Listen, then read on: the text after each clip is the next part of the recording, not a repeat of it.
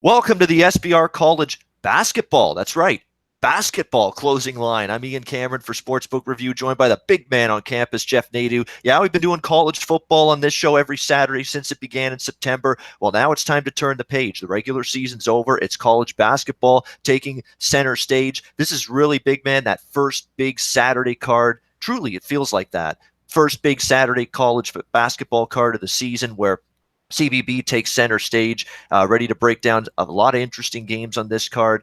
Big man, how are you this morning? Looking forward to it. Doing good, Ian. How are you, buddy? Doing great. Before we get into Saturday's games, quick look back last night, just because there was a couple interesting games. TCU against USC was looked at as a pretty marquee game. How about TCU going in there to USC and just pummeling Andy Enfield's Trojans team? I'm telling you what, Jamie Dixon and TCU, they got something with that basketball team. Desmond Bain and company playing really good basketball. TCU, they got a nice win against SMU earlier in the week. It's been a nice week for them. They're trying to make the tournament for the second year in a row. Remember last year, they finally broke through this program and made the tournament, trying to do it again this year. They look like they're going to do it. Pretty good basketball team. Nice win for them. How about Nevada? Coming back from the dead against Arizona State, a very slow start for them. You never count out Eric Musselman's team, not when they've got the offensive weaponry and the shooters they have and the inside-outside game. And boy, they roared all the way back, and they actually came back to get a push, -6 if you bet Nevada late. Just before tip-off, they win that game by 6. An incredible comeback for Nevada. Not incredible because they're a really good team, but just shows you they're never out of a game. And how about Providence? We got to mention them. Up, almost 20 points last night against UMass, and they lose the game outright by a point. And I'm telling you what, Providence -9, Jeff, that was as close to a bet as I came to making last night. Jeez, good thing I didn't. Holy mackerel. I mean, just a terrible loss for Ed Cooley's team. But for a Friday card that was light, slim in terms of number of games, had some interesting results last night, didn't we? Yeah, we did. And you mentioned TCU, 6 players in double digits last night. Basically a home game for USC, and they have been really poor. The Pac-12 so far has been very disappointing. I mean, outside of Washington, really. I mean, UCLA's down, USC's down, Oregon's not played well. So, yeah, it's an ever-growing problem for the Pac-12. As far as UMass, I can't seem to ever figure UMass out. I mean, this team, you lose to Harvard, you lose to Holy Cross, and then you beat Providence on the road. I just weird team. I don't know how to really figure them out. I'll tell you one thing though. Temple University has them coming up next, and I'm excited to see this Lawan Pipkins. Lawan Pipkins, a terrific player for UMass, a great scorer. He get to the basket, but UMass found a way last night. You got to keep playing sometimes, and they beat up. You expect maybe them to cover, but you win the game down 20. That's a tough beat if you have Providence. An insightful night last night. A couple interesting games. No question about it. All right, let's get into the Saturday card. Boy, there's some interesting games here. We've all picked, Jeff and I have both picked a handful of games that we're kind of interested in from a betting standpoint here. I'm going to start with one of mine. I'm going to look at Creighton taking on Nebraska. This is always an interesting rivalry game. Nebraska opened up 6-point home favorites here in Lincoln. And now it's up to 7.5 here. Nebraska money coming in this morning and overnight. Total 152 in this game. Nebraska, to me, is a very, very good basketball team. A team that's very, very experienced, especially in the backcourt. I think this is one of the better Nebraska teams that Tim Miles has had, and they've had a pretty good season. They had a bump in the road earlier this week against Minnesota, and that didn't sit well with the team at all. They had a nice lead against the Golden Gophers on the road. Couldn't hold it, though. Minnesota rallies and ends up winning against Nebraska at home earlier this week. One of those situations, though, where I don't penalize Nebraska too much. Yeah, it's a loss they probably shouldn't have had. They should have found a way to close that out, but that was a emotionally charged game for Minnesota because Dupree McBriar, one of the players on that Minnesota team, his mother passes away. Apparently a beloved figure within that basketball team. I mean, Richard Pitino basically breaking down in tears after the game, talking about the emotion of losing that lady in just recently. And you could tell Minnesota played with a little extra something, especially when they fell behind. It was one of those games where they weren't going to just pack it in and let Nebraska dictate terms. And sure enough, they got hot offensively. They got some key stops down the stretch. Nebraska went cold a little bit, shooting the basketball late in that game, and Minnesota comes back. I don't penalize Nebraska at all for that. I think it's just one of those situations where they got caught up against a Minnesota team that was really in an emotional like I say, they were really wanted to go out win that game. They were an emotional basketball team. They had hard on their sleeve and they played like it. Now Nebraska's back home. This is the game they've had circled. Creighton's owned them. Creighton's dummied them. I mean, Creighton's absolutely owned this rivalry series in recent years.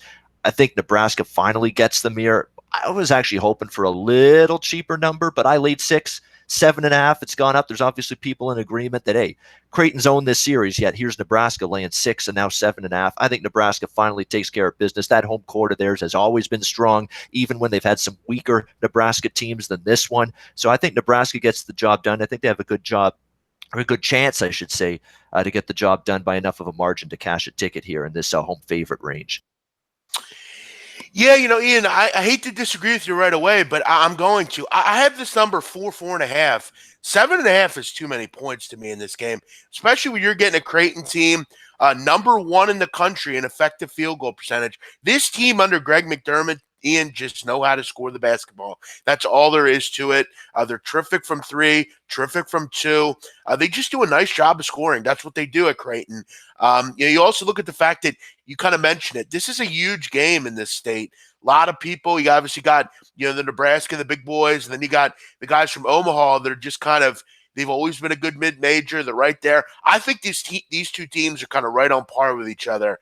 I think you might give, obviously, Nebraska 3 points and maybe a half or a point for just being slightly better. But when you're getting up to 7.5, I got to look the one way. I think this team is too good offensively to get blown out here. You look at Creighton on the season. There are only the only losses coming to Ohio State, who is probably a top 4 or 5 Big Ten team, and then the Gonzaga, who is arguably the best team in the country. You have good wins over Clemson, a good Montana team. You beat Georgia State. I know you like them. You beat Boise out in the Mountain West. This Creighton team, I think, is just too good. They shoot the ball too well for me to get involved with taking Nebraska. Until Nebraska goes out and gets the job done, I'm not believing in them. I think I'm not saying they're a fraud basketball team. I'm not going to ever say it about them. I think they're really talented, but I'm just not a Tim Miles fan. I never will be. And to me, if he doesn't make the NCAA tournament and do some things this year, I think he's got to be fired. Shoot the ball too well to be this big a dog. I'll take the dog here. All right. Yeah, that's that. Hey, the series history dictates this is too many points to be given Creighton, definitely. But Creighton to me, I think a little down this year, just a little. Still a solid basketball team, no question. Nebraska, I think this is it, and this is telling it that they're laying this many points and that the line's actually gone up here in this game. There's people that say, hey, it's time for Nebraska to finally slay the Dragons, get rid of the Demons, and beat the Creighton Blue Jays, and hopefully we'll see. I think this is their chance and their best opportunity to do just that. If you've got games, by the way, in the chat, anybody watching this show that you want us to mention, try to mention them. We'll try to get to them throughout the course of the show. Big man, let's get to one of your games that you're interested in here on this Saturday card. What do you got? Yeah, a fascinating game here at 4 o'clock, 769, 770, Buffalo.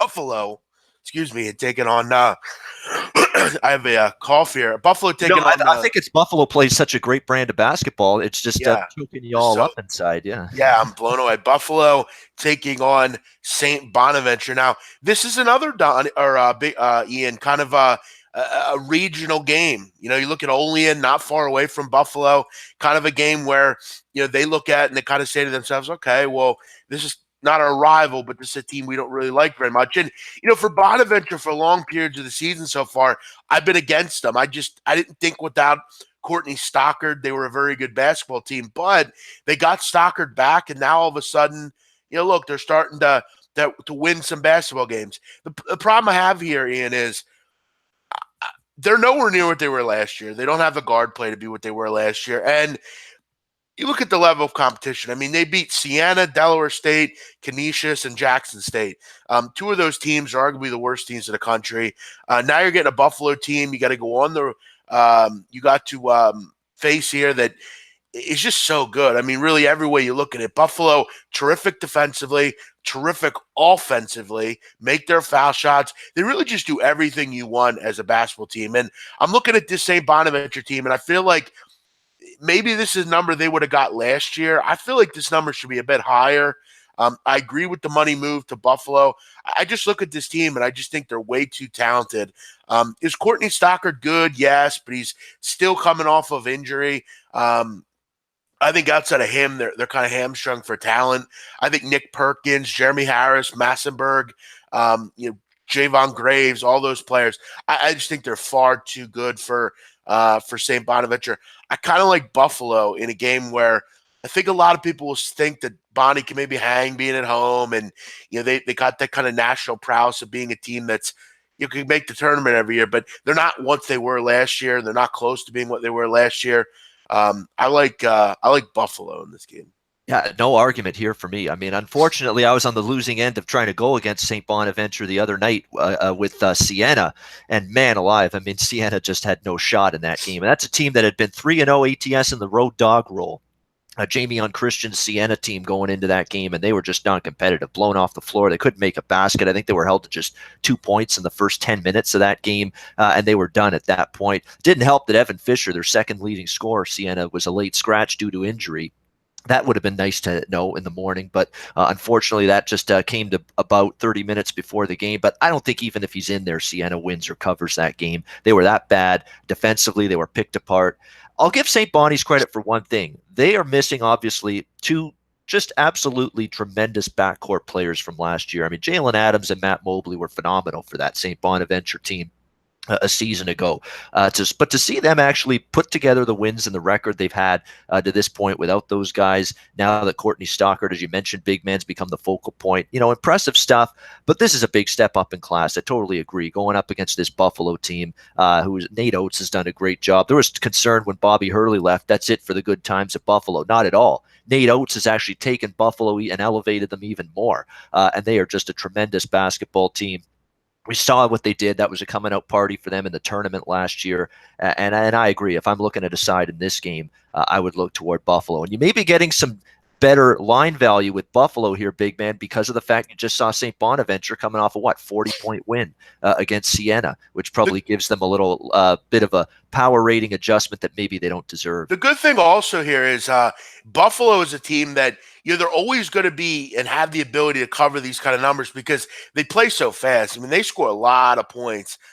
This is kind of a case for St. Bonaventure where a bit more methodical. I mean, you look at average possession length for Bonaventure.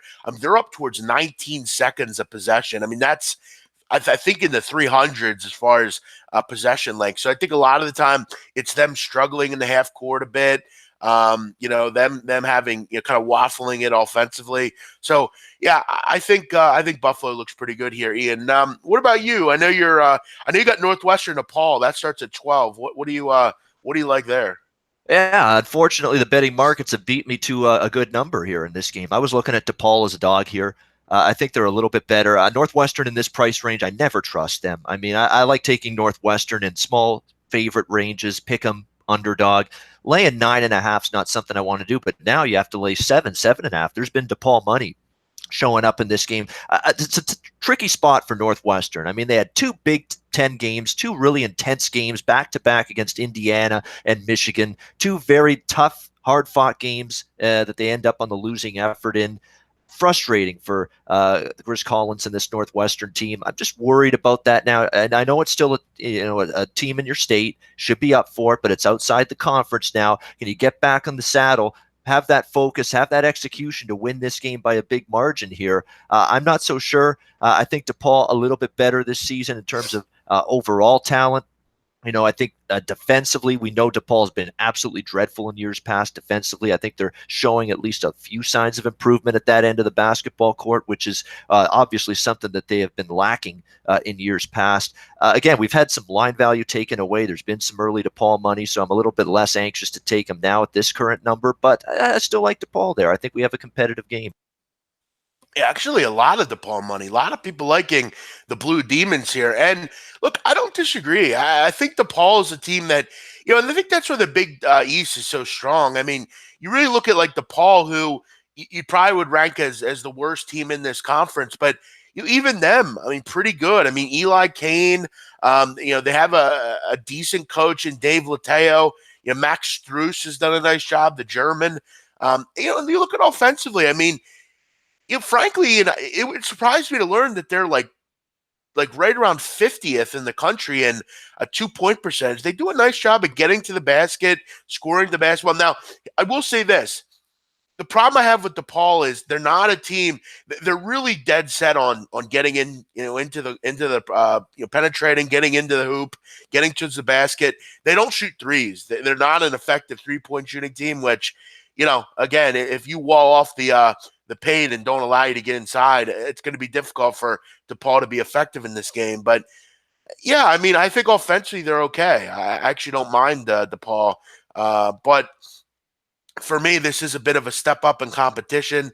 You look at this year, DePaul has kind of faced a pretty bad schedule. I mean, the outside of the Notre Dame game, they beat Penn State, which I believe was at home, which was a nice win for them. But you got crushed by Notre Dame. Really have faced a bunch of patsies, 3 MEAC teams, and then Cleveland State. So not a lot to really get excited about there. I don't have real big opinion on this one. But you're right. I mean, like football, Northwestern basketball is kind of, for me, sketched out for like dogs and things like that. So it's amazing. You're right. That's a great parallel. Take the underdog in Northwestern games, football and basketball. It's not usually a bad bet. Not usually a bad way to go. Yeah, and a lot of people are asking about Michigan State in here. I like Sparty there. I don't trust Florida. I think Florida's offense looks downright broken to me at times. I think the ball movement's not there. The shooting just the shooting droughts that sometimes Florida goes through. I could only back Michigan State. Now you got to lay 2.5. It's been nothing but Michigan State money, but I agree with the move. I think they're just the better basketball team. I love the backcourt. I mean, the backcourt for Michigan State has been absolutely terrific. Josh Langford and Cassius Winston. How about Nick Ward in that front court, too? He's been a beast for the Spartans inside as well. I like that they have that inside-outside balance. I just think they have more weapons offensively. I know Florida can play pretty good defense at times, and Michigan State's, we've seen their schedule so far. They've played a bunch of really, really tough teams already. I think going on the road here against Florida, they can get the job done. Yeah, I want to make this clear. I don't like Michigan State as a whole. I called them last year. I thought they were a fraud last year. They were. This year, I'm liking them a bit more. I still don't think they have a go-to basketball player to take over a game, but I don't think Florida does either. It's very difficult to go to Florida and win. The issue I have with Florida is, I think at times they are poor offensively, which is a concern. Plus, this Michigan State team, they're not going to turn you over or anything. But the free throw percentage for Florida is a problem. I mean, they only make about 64% of their free throws. In a close game, that could be important. But look, the whole world kind of on Michigan State here. It's an early game. It is a road game. It is against a team that can play back. This isn't, some mid-major. Florida's a good team at home. I don't generally like to bet against them. I kind of see the love for Michigan State, but I'm not as interested as maybe other people. I don't love Michigan State. I just don't. Florida, I still like Kayvon Allen and Kavarius Hayes and some of their bigs. They can bang with a guy like Nick Ward, so they could maybe take him out of the game. Florida's a good home court advantage.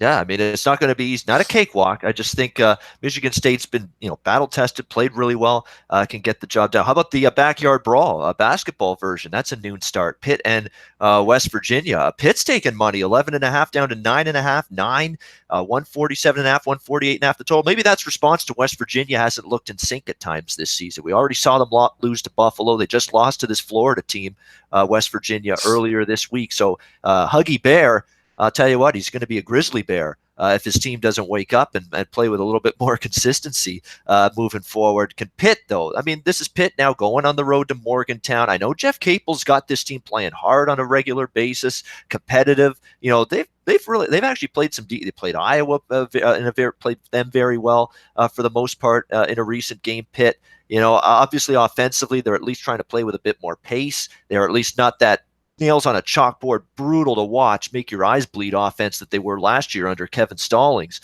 But are they now ready to hang with a West Virginia team that could be in a surly mood? That's the question. Obviously, some bettors think so. Pitt's taking a lot of money here.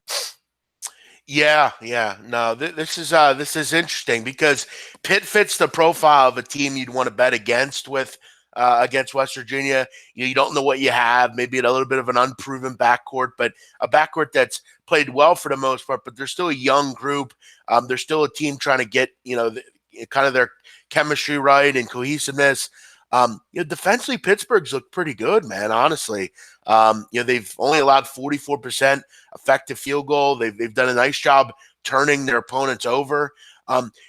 Here's the problem with this press: it's not working well. Okay, I mean, you look at a guy like Javon Carter, what he does for that press. He's gone. Now you look at the fact that they're not turning you over as effectively. You look at this year, West Virginia's defense. They turn the ball over about 18% of the time. 221st in the country, not exactly great. I mean, they're not rebounding as effectively as normal. This is a number you lay with West Virginia last year. This year, I just don't know that I see it. I don't know that they're 12 points better than, or I'm not sorry, not 12, 9 points better than Pittsburgh. I feel like if I could get an even 10, I'd be real interested here. But I don't know. I lean Pitt. I think they can score enough to hang around, and I've just not been as impressed as usual with West Virginia. I think some of the things that they kind of have as a calling card aren't really working. And you look at this year. I mean, they've had their struggles at times against better competition. But this should be a high scoring game. I'd imagine we see points here. Both these teams tempo wise, pretty good. Yeah, I mean, I'm leaning Pitt too. I mean, again, I got to see. This is one of their tougher opponents, tougher games, tougher environments. But how can you not be impressed with Jeff Capel already? I mean, it's only early. It's in this tenure with Pitt, but last year it looked like they were taking the basketball court with no passion, no energy, no game plan, no proper schematics from Kevin Stallings. It's like looking like the exact opposite this season. There is a game plan. There is an idea of how to attack a certain opponent now with Capel there. There is some guys that can put the ball in the hoop, which wasn't the case last year. The defense is playing pretty solidly for Pitt. Like the effort and the energy for this team is just tenfold better than it was last year. And Jeff Capel's got a large part to do with that. Yeah, I mean the difference of Kevin Stallings and Jeff Capel are quite heavy. I mean, it looks like they're playing for him too. Yeah, it's been an impressive start to the season for Pitt. I mean, obviously a lot better than usual. And that has a lot to do with the coach. Yeah, no question about it. Yeah, I'm going to go to one of my games now. Jesus, man, everywhere I look now, this could be a good thing or a bad thing. I'm hoping it's a good thing, but there's a side I like, and the side's, I'm getting a worse number now. I'm looking at Florida State UConn. That's the game I was going to go to. We've got Florida State 9-point favorites. It's down to 8, 7.5, and I like the UConn side in this game. I really do against Florida State here. I mean. And remember, this is a neutral court game. I should point that out. It's going to be at the Prudential Center this game in Newark, New Jersey. We know what that means. That means UConn should probably have a stronger following in this game in terms of fans in the building than Florida State for this game. And, Florida State, very, very talented basketball team. No question about that. They're going to be a force to be reckoned with, I think, in the ACC this season. But you look at UConn and you look at the job that Danny Hurley has done already. We know how great a job he did at Rhode Island, no question. How he turned that program around. They were an A-10 power in that conference when he was there, tournament team. Now he's in UConn, rebuilding mode. Kevin Ollie experiment didn't work out there. How's it going to go? Well, this team's already beaten Syracuse. They've been competitive, and they've been able to step up and be, hang tough with some of these better teams and better quality of competition that they've had on their schedule so far this season. They've adopted this up tempo and pace. Obviously, there's a huge increase in pace that UConn is playing at. In terms of pace and tempo, big man, one of the biggest increases from one season to this season in terms of pace, what this UConn team has undergone. And that's obviously the way Hurley played at Rhode Island and the way he wanted to play here at UConn. I think they're going to hang in this game and give Florida State all they can handle. And, which coach would I rather have on my sideline in this game? Danny Hurley. No question about that. Sorry, Leonard Hamilton, but I'd rather have Danny Hurley here. I think this is Florida State going to be tested in this game. We've seen UConn have that ability to raise their game and bang tough with some good basketball teams already this season. I'm going to look to UConn here, plus the point. Yeah, this is interesting because you have a team here in Florida State that could go 12 deep. That's one thing that Leonard Hamilton does a nice job at doing. And you have you have a UConn team that's, I don't know, pretty devoid of a lot of long-term minutes outside of that top five. I mean, you look at, outside of the top five, not one player that plays over 20 minutes. So they're forced to play these guys long minutes, long games. I think this game screams over. I mean, 153.5.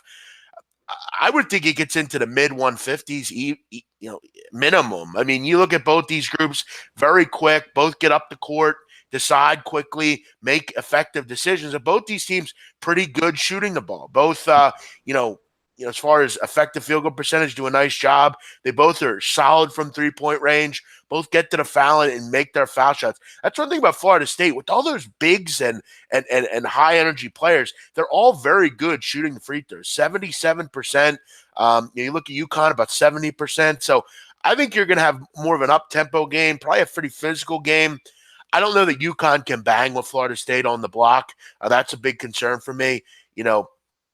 You look at just the long lankiness of Kabengale and Terrence Mann. I mean, they're just a long team that I think present a lot of problems. And the great thing about them is they can run, they can put 12 or 11 or 12 guys in the court.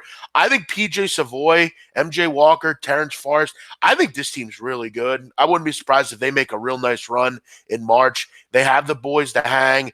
They can score. They can shoot from three. They're good from free throw percentage.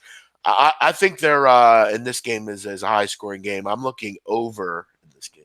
Makes sense. You got two teams that play pace, two teams that, as you said, their field goal shooting percentages are pretty solid on the season. So I agree with that. I think there's a good chance that we do indeed see points on the board in that game. Florida State UConn, one of many that are interesting games to look at here today. I'm just going to see if there's any new and any interesting early noon games that we. Oh, Wichita State Oklahoma. Got to mention that one. Yes, Oklahoma 6.5 home favorites here. 149 the total.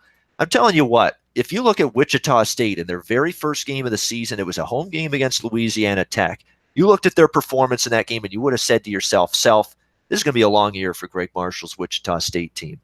However, this team is already in, a month? They've already improved significantly, and that's Greg Marshall to a T. I mean, to replace all the players and all the personnel that you lost, key cogs from last year's Shockers team.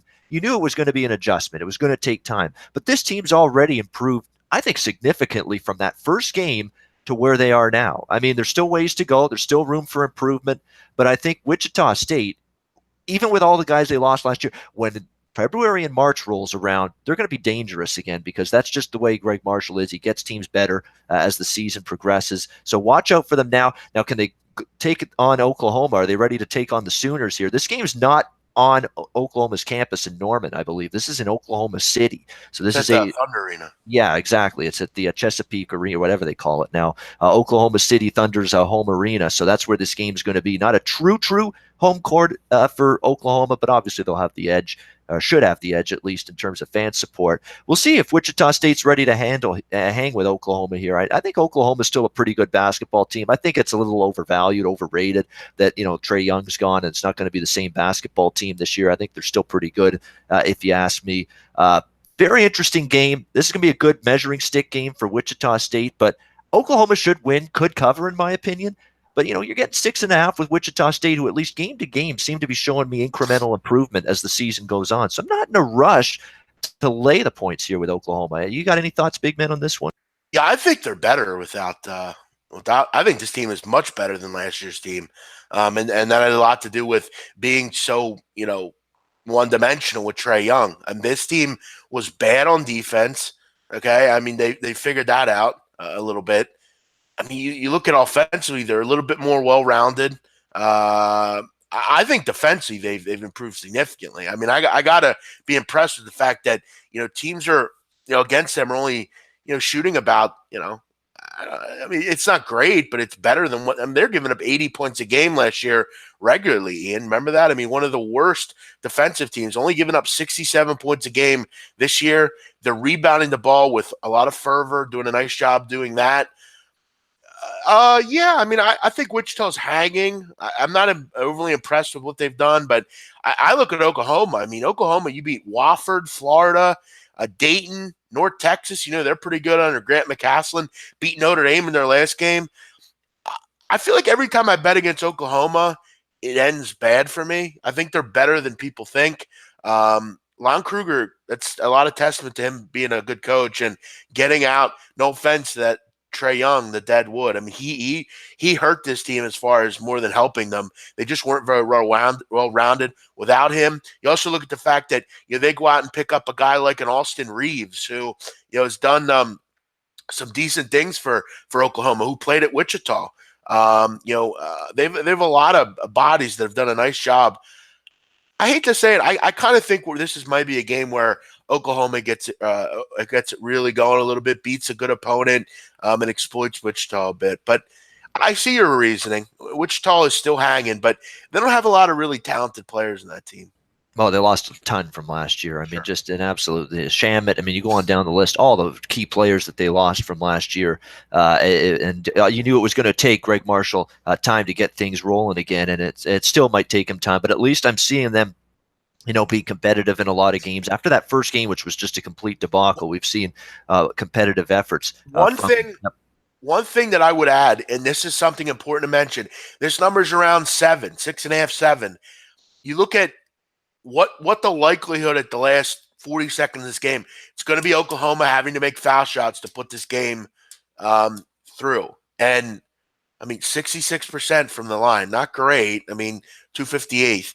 Look, if they're 75%, I'd probably take them in this game because I think the 6.5 number is actually favorable for them. But for me, I'm off because of that. Yeah, and I'm glad you mentioned North Texas because I forgot to write it down as one of my games, and I do have a bet on that one. North Texas against Texas Arlington. I laid the 12.5 with North Texas. I think Texas Arlington's just fallen off completely from last year. I think North Texas, a very good basketball team. They showed signs of it last year, actually, a little bit. This year, I think they're even better. It's a good team as far as I'm concerned. They have good balance. They can score. They're playing pretty good on the defensive end of the basketball court. I can't say that about Arlington. Their defensive play is gone. You look at all the key cogs that have played for that Arlington team, that nucleus that was so good the last couple of years. Pretty much all of them are gone. It's a rebuilding type of squad this year. They've already been drilled multiple times on the road, suffered massive blowout losses, more than one. Probably suffer another one here today. Yeah, I actually took North Texas the other night against Indiana State. I thought it was a really good schematic matchup for North Texas. North Texas basically takes away the three-point line and just doesn't let you score. When you have an Indiana State team that really thrives off high percentage three-point opportunities, it wasn't a good matchup. Yeah, Texas Arlington, they were a darling for a lot of teams last year. They had that, Kevin Hervey, Eric Neal. They had the ability to kind of go out and beat you up, but this was a team that really struggled on the road even last year. They had a lot of games where they just kind of fell apart. Scott Cross wasn't an effective leader, and this year it's no different. I mean, they can't make threes. They're one of the two worst three-point shooting teams in the country. They give you virtually nothing from three. From two, they're not great either. You have a team in North Texas here that gets after it. They have great guard play. They're just a way, way better team than Texas Arlington is. The addition recently of Roosevelt Smart, Ian, to the North Texas team has really provided dividends. He was out for the first couple games. Yep. They faced subpar competitions. They were able to get the job done, but you're still facing a lot of bad teams here, and this is a North Texas team that's been able to blow some teams out. I mean, you beat up Hawaii, you beat up Maryland Eastern Shore, you beat up St. Peter's, you beat up Indiana State. They should be able to really handle business here. They're back at home. Arlington are really bad. Yeah, we definitely agree. We like the mean green to be very, very mean. Very, very mean to the Texas Arlington basketball team today. All right, big man, let's get to another game that you're eyeing here on this Saturday slate. Yeah, it's kind of one of the bigger ones. Wisconsin and Marquette, the battle of the Battle of Wisconsin here, and this game will be at the Bucks Arena, the Fiserv Forum, I think it's called. It sounds like some kind of sounds like a computer company or something. Let's go to the Fiserv Forum and have a conference. Like, doesn't that sound like that? It Like sounds like a frozen yogurt type of business or something. Fiserv Forum. Maybe, yeah, yeah. It's a weird name, but a beautiful arena. I watched it last night when the Bucks were playing. It's very nice, very, very homey, very comfortable. Like it a lot. Yeah, it's a place, Milwaukee, in that I know a couple friends of mine that went out there. They try to take a few Sixer away trips every year. They went to Milwaukee. They said it was very cool. They said they liked it a lot. It's right down in the city, right in Milwaukee, and it was a nice place. I'm actually going into San Antonio next Sunday. I'm taking a trip out to see the Sixers play the Spurs. Well, you talk about a great place to watch basketball in AT&T Center down in San Antonio. What a great arena. Beautiful, very clean. Just a great place. I'm very excited to get back down there. Too bad they don't have the great team to go with that arena so far this season. Yeah, well, burn. I get to see my team. So Yeah, plus plus I'm very excited also, Ian. I'm going to see Lonnie Walker, who I watched in high school around where I live. I'm friends with his uncle. I'm very excited to see him. So it'll be a cool trip. I'm looking forward to going on the road and seeing this team play. But let's get back to Wisconsin Marquette. And, Ian, I think when you look at this game, I want to ask you a question. When you look at this game and you take out, really just look at kind of, if you had to pick this game from a straight up perspective, how would you pick this game? Well, I'll say something about Wisconsin. I like betting against them when they're laying double digits, and I did that with Rutgers. Rutgers was plus 12 against Wisconsin recently, and I took Rutgers, and they got the money, but they didn't win the basketball game. You got Wisconsin now in a pick 'em price range. This is a very good basketball team, with the best player probably on the court, and Ethan Happ. I like what I'm seeing from their shooters. They're stepping up. Demetric Trice is fantastic. Brevin Pritzel can step in from the bench and hit some shots. I think Wisconsin in this price range is not a team I'm rushing to bet against. And that's kind of how I think about it here. I mean, I look at, at this point, this is a total clash in styles. Okay, you have a team in Wisconsin that wants to slow it down. They want to play in the 340s tempo-wise. They don't want you to get up and down. They want to make you play in the half court. And I think that's something for Marquette where they're not going to want to do. They're going to want to get out and run and kind of do that whole thing with Marcus Howard and the Hauser brothers and Theo John. So I think this is definitely a schematic concern for Marquette. And this Wisconsin team, you know why Ian and I love them in toss-up games? Because at Wisconsin, it goes all the way back to Bo Ryan, and they've grabbed it from Greg Gard, who's almost a Bo Ryan clone. Don't turn the ball over. Don't foul. Defend without fouling. Effective offensive possessions. Get the ball on the block to the best big in the country, and be able to make some shots. This team is 41.8% from three, 12th in the country. They're also a team that do a nice job for the foul line. They really just play really smart and effective basketball. Marquette is a team that I think is a bit kind of one-dimensional. They want to play quick. They want to kind of get the ball in Howard's hands. But I have a feeling Greg Gard's going to figure out a way to slow him down.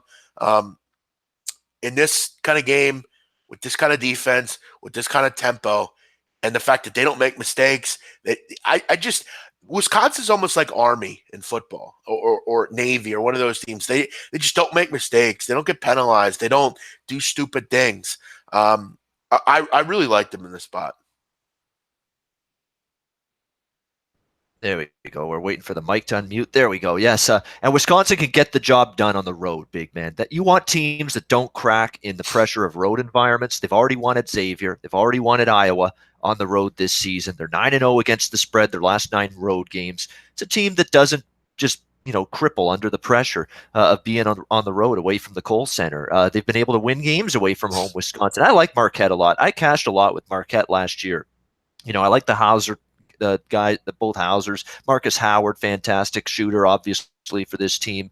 But defensively's always been their little bit of a downfall, Marquette. Now, I think they're playing a little bit better at that end of the court so far this season, but we know Wisconsin's going to bring that defense with them wherever they go, and this is going to be a good test for Marquette. It's a good home court. Marquette's been very good at home. This is pretty good home team last year, pretty good again this year. I believe 6-0 from a straight-up perspective on their home court this season.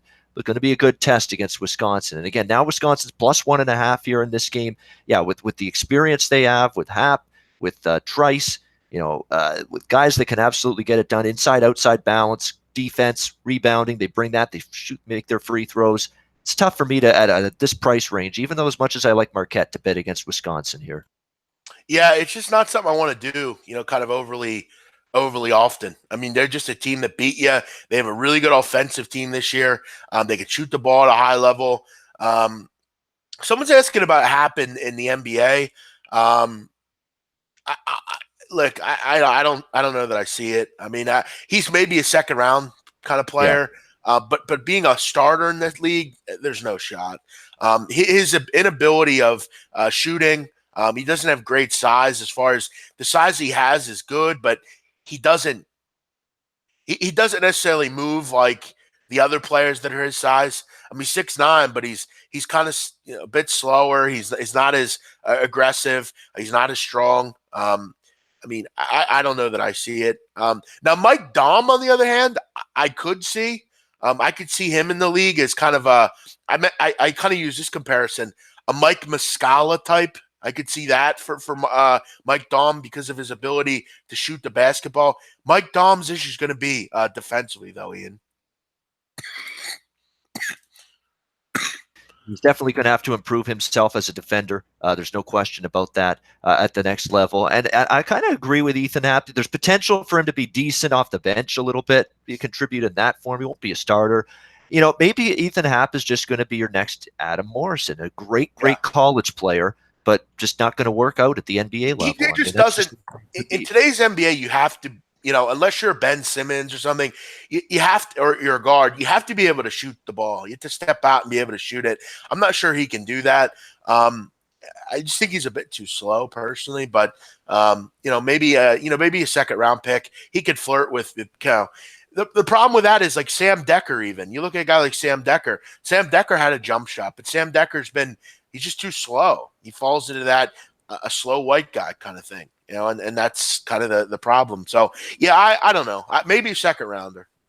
Yeah, I mean, I look at a guy that's now playing, of course, on the Raptors. We see the Raptors a lot here. Jonas Valanciunas. There's a big man that's now learned how to step out and make shots. He can shoot mid-range jumpers, jimmies. He can hit the odd three-point shot now. He actually can hit a three-point shot if you leave him wide open. He's worked on that even, his perimeter, Jay. So, you got to have those big guys that can actually make shots for you, not just be dunks and putbacks and layups and do all that stuff. And he's also have that ability. Yep. He's also 7 foot tall. He's got a polished European game. Ethan Happ's pretty. He's very good around the rim, but that's against college players. It's going to be much different when you move on to the NBA. So, yeah, absolutely. All right. Let me see. I'm going to go to one of my games now. I think I have 2 left on my list. I'm saving one for the end because it's probably my favorite play of the day, but the one I'm going to save at the end.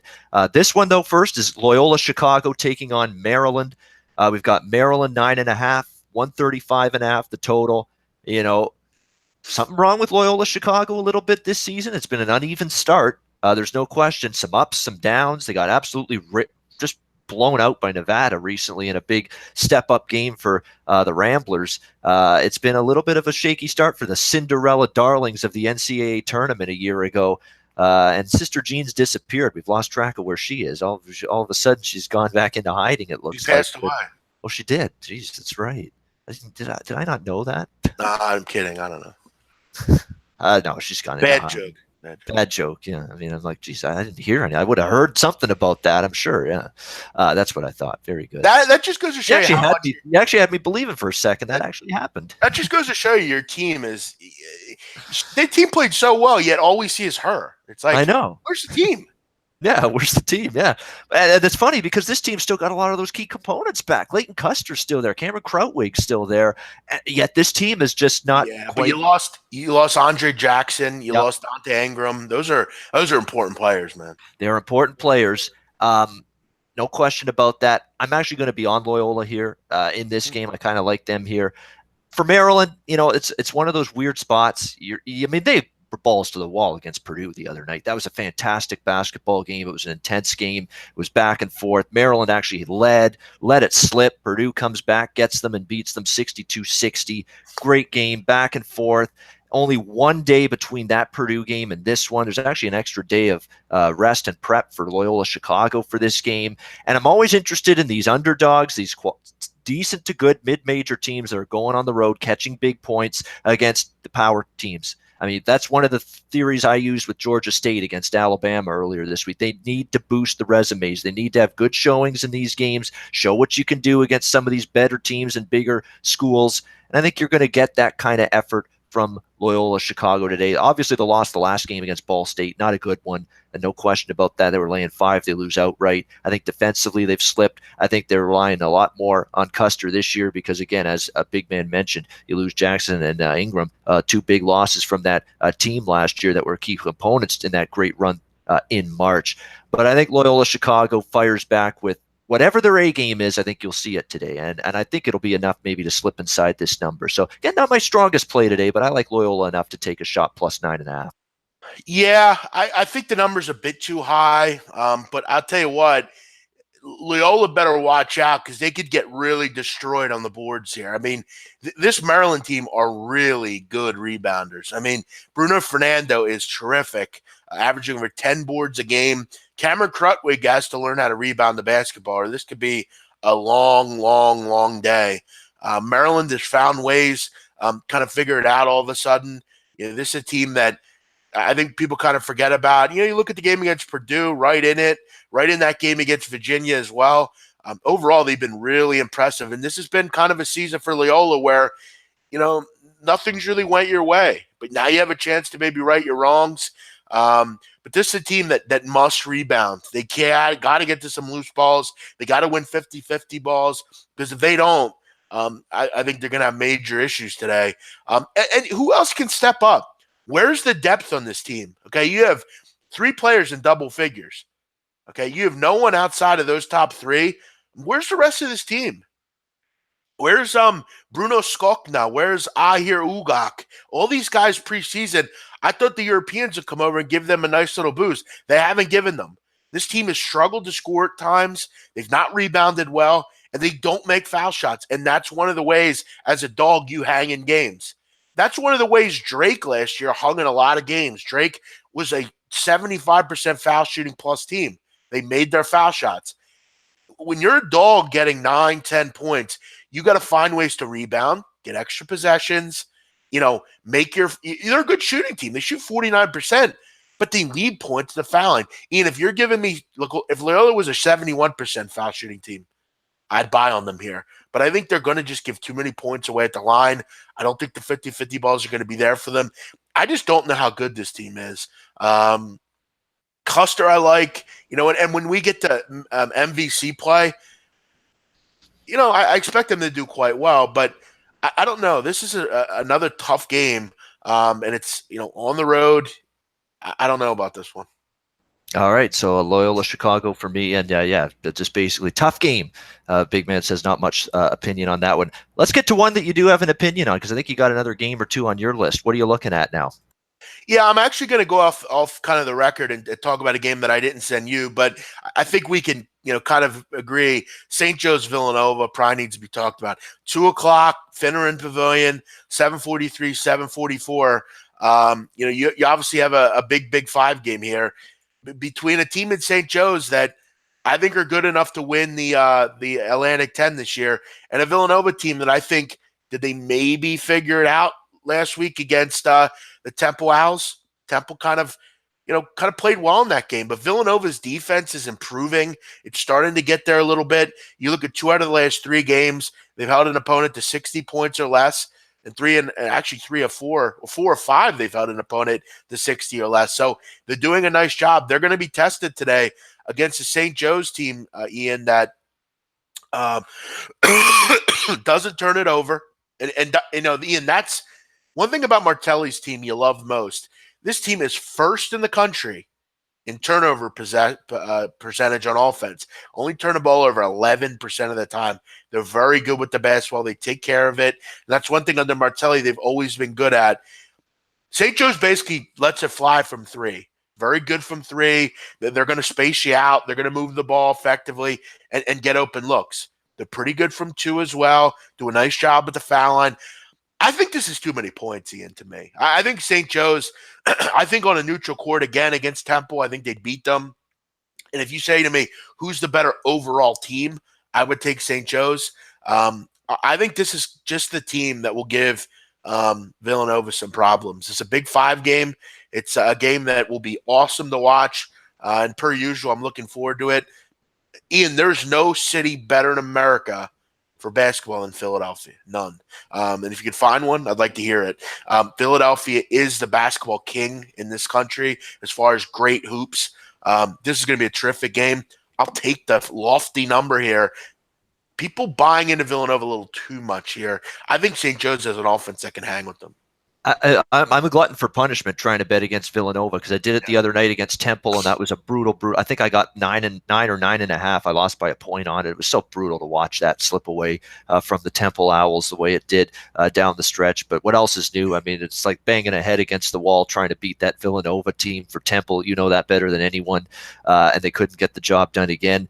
I'm going to try to go against them one more time because I totally agree with you. I think St. Joe's has some matchup edges. I like the way Martelli coaches. They get up for these big games. They usually play good. They've been in the tournament so many times, and they've raised their game against quality competition. Why can't they do it one more time here? St. Joseph's, the Hawks here against this Villanova team. So I agree with that. Why is Villanova laying this kind of number? I don't really get it. I mean, and let's not forget they won by 10 against Temple. They struggled for most of that game. I mean, Temple was leading, for a decent portion of that basketball. This is an overreaction to the fact that they're probably looking at this number and saying, "Well, they were 8 or 9 point favorites against Temple. Temple beat St. Joe's by 7. That game was not a 7 point. If you play that game anywhere else, neutral court, St. Joe's would beat Temple." I think this game is a bit out of hand. This number's too high. No, I agree. I definitely like St. Joe's there a little bit. Before I get to my last game, and then we'll get to best bets, which is actually going to be the last game that I talk about. Let's get to you, big man, in terms of let's get to Kentucky Seton Hall. That's what I wanted to do because it's a noon start. People are asking about it. Kentucky's laying 7. We know Seton Hall's down a bit from last year. You lose so many key cogs there. You lose Delgado and Angel Delgado and Company Carrington. You go on down the list, all the key cogs that are gone from the Seton Hall squad from last year's great team. And I think they're going to be in tough here against Kentucky. Now, again, we've talked about this last year when we did college basketball shows, big man.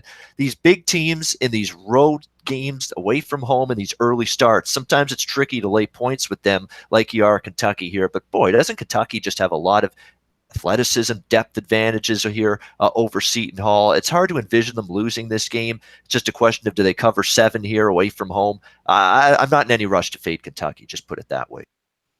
Yeah, I think Seton Hall is going to be in over their head here. I mean, Seton Hall really doesn't do anything well. I mean, they don't really shoot the ball well. They're not a good rebounding team. I mean, Kentucky rebounds, Ian, I mean, get this correct. 46% of their misses on offense. I mean, that they're the number one offensive rebounding percentage team in the country. I mean, they're just huge. I mean, they're terrific. They're very efficient on offense. They make decisions quickly. They're good from the free throw line. They're just terrific. I think on all sides. I think when it's all said and done, I think Kentucky will be in the Final Four. I just think the talent is just immense. I think they blitz Seton Hall. I think this number should be 9.5. I'll have a small play on Kentucky. I think they're much better than Seton Hall. This is not the Seton Hall of last year. You mentioned, look, if you have Delgado in this game, okay, I'm not going to turn you off on that one because he's a man rebounding the basketball, but they're a far cry from where they used to be. I just don't think there's any real components here where Seton Hall hang around. I'll take Kentucky. All right, yeah, exactly. It would be Kentucky or pass for me. We got the rivalry game too quickly. Xavier Cincinnati. Any thoughts there with Cincy laying 7, 131.5, 132? I'll tell you what, Cincinnati, Mick Cronin, I'll give him credit. I thought this team was going to have not be quite the same team this year. But boy, they're playing some very, very good basketball right now. Even with the losses they've suffered from last year's squad, they're still playing that typical Bearcat defense. Xavier, though, I mean, for Travis Steele taking over from Chris Mack as the head coach, I've been impressed with Xavier at times this season. They've played pretty solid basketball. So this is a good game. Tough one for me to bet. Yeah, I think one thing, I think Xavier's right good to hang in this game. They just have to make sure they do a better job defending the three. They're not good against the 3-point shot. They have to find ways to figure that out a bit. But yeah, I think with the rivalry in this game and just the players in it, I don't see what do you have on it? I'm having a trouble with my odds screen right now. We got a number of 7 for Cincy. No, it's up to 8.5 or 6.5. Okay, there it is. 6.5, 7. Yeah, 3 possessions. I think these teams are 2 or 3 point difference. I don't think they're 7 points different. If they could find a way to just make sure they don't get shredded on the 3-point line, yeah, I think Xavier Cincinnati comes down to the wire. Should be a great game, per usual in this game. Absolutely. Yeah, I would lean to the dog here a little bit too, the Musketeers. And again, at home they have not been great covering numbers, but they're not home here. They're on the road and they're catching points, which is and to me it does smell like it'll be a little bit of a competitive game. Mississippi State Clemson quickly, 4.5 Mississippi State on the road. They're actually up from 2.5. A lot of Mississippi State money. I agree.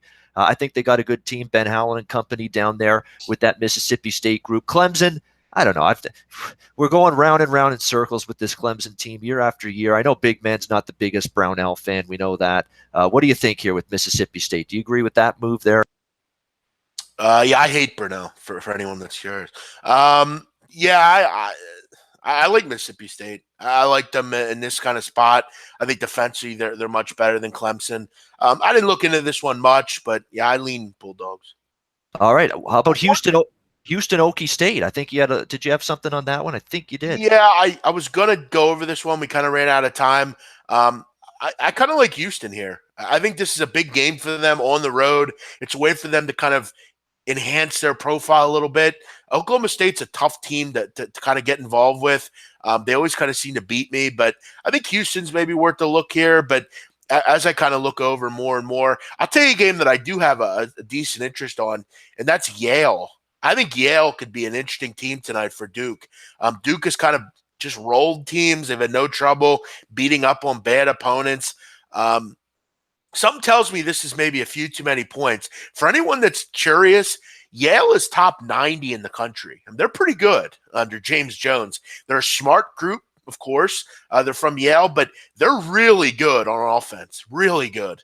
They're terrific. Mika Ione is really solid. Blake Reynolds, Jordan Bruner, they can shoot the ball well. They go really fast. This is going to be a high-scoring game, Ian. Wouldn't surprise me if we get into the high 160s here. And look at this number. If I'm getting 24 with Yale, I mean, for a team that shoots it at 40.4% from 3, the effective field goal 58.2 from 2, good foul shooting team, this is the kind of team you want getting 24 points. I'm just going to be honest with you. I think the smart guys hang around here a little bit, Dean. Too many points to me. This is not Hartford or Stetson or Army. I mean, this is a smart team. I think this game could be a lot like the Army game. 94, 75 or something, or 91, 76 or something like that. I'll take a shot with Yale.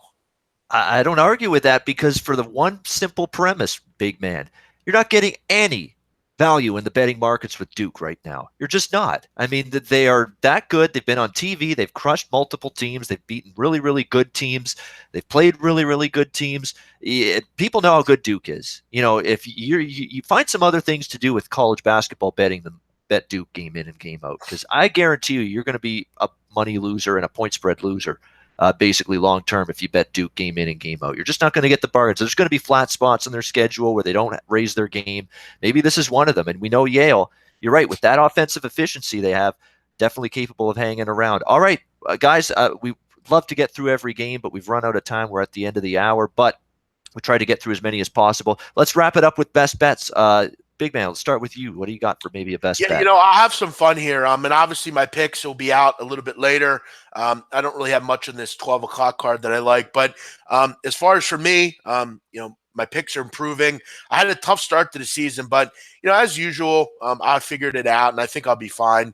Had a nice little run here, winning 6 of 7 in college basketball. So we'll keep at it and get a few plays out today. As far as for me, what I'm going to do, Ian, I'm going to rock with maybe a bigger type play, and then I'm going to go to the added games and give you a play from there as well. There's a huge added board today. Lot to wet your whistle with if you're an added board fan.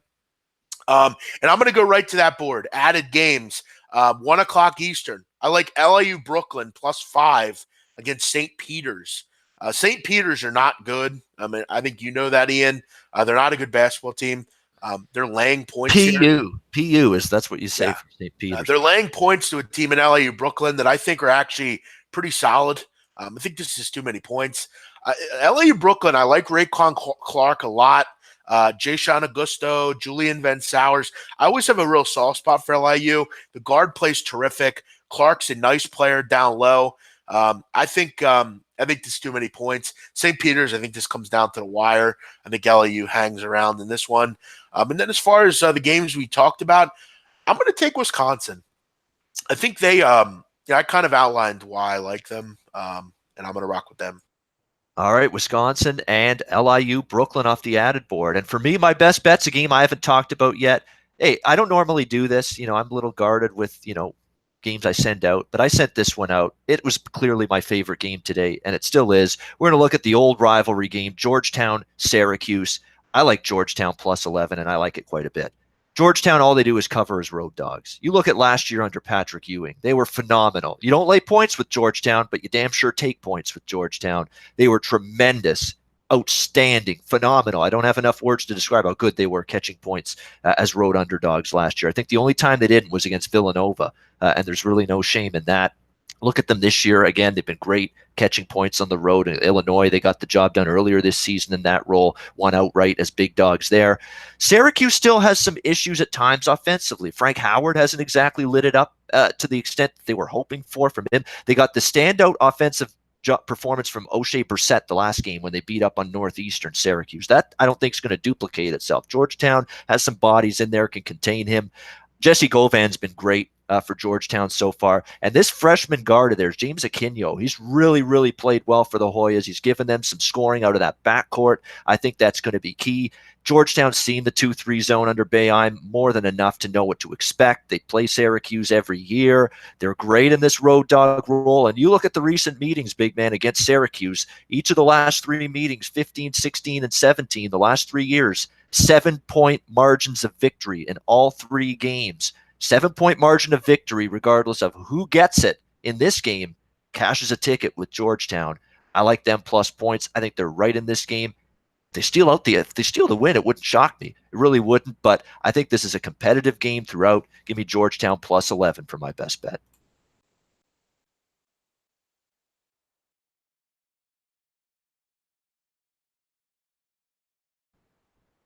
Muted. I got to tell him he is muted. You are muted. There you go. I like Kennesaw State today against the South Dakota State in the FCS playoffs. You're getting a full 7 points here at home with, I think, a team that people don't really know much about, but they are very good in this kind of weather.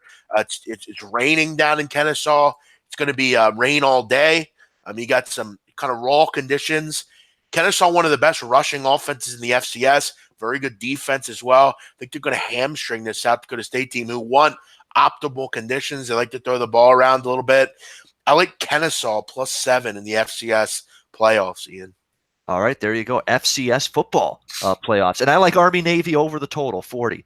to hell with that under streak. I think it's ending today. Army and Navy finally get up and over the total. It's the lowest total in well over a decade in this Army-Navy football series.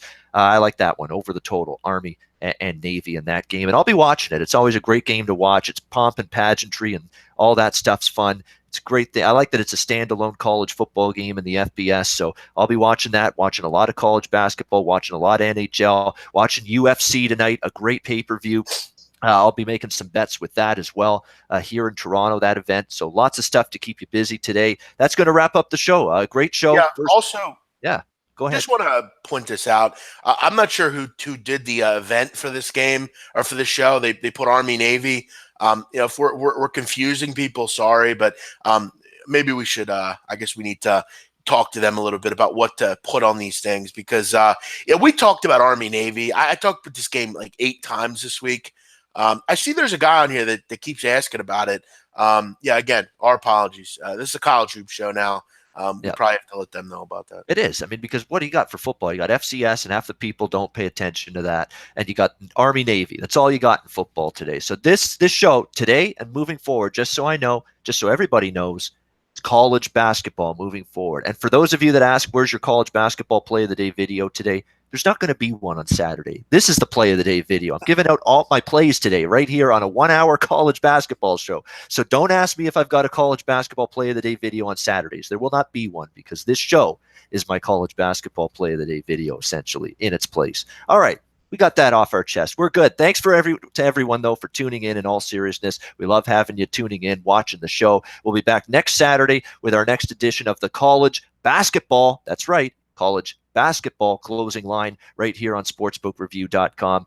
For Big Man on Campus, Jeff Nadeau, I'm Ian Cameron for Sportsbook Review. Enjoy your Saturday. Good luck with all your wagers. We'll be back here next Saturday, 11 a.m. Eastern, with another edition of the college basketball closing line. Thank you.